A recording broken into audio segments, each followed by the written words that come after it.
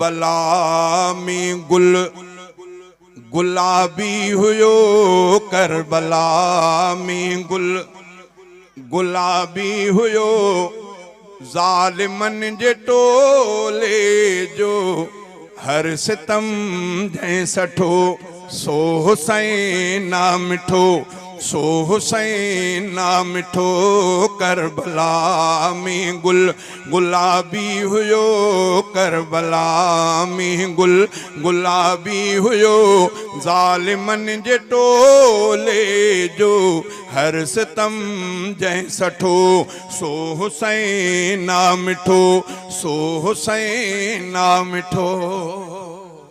सोने हुसैन साईं सां करबला ते जिन धोखो कयो, जिन ज़ालिमन सोने हुसैन साईं के ज़ालिमाने अंदाज में शहीद कयो, नंढड़न बच्चन सुधो, अल्लाह ताला जी उन्हनि जे मथां लानत हुजे। चओबा उन्हनि जे मथां लानत हुजे।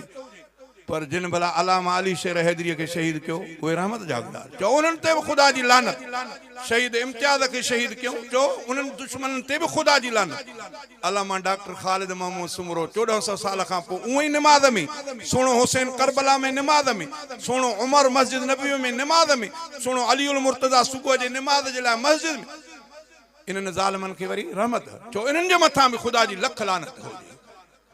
इहो तरीक़ो इमामनि वारो ज़ालिमनि जो हो तरीक़ो, पुसण वारो इमामनि जो तरीक़ो। अल्लाह खां दुआ आहे त अल्लाह ताला शला इमामनि जे नक्शे क़दम ते हलण जी तौफ़ीक़ अता फ़रमाए।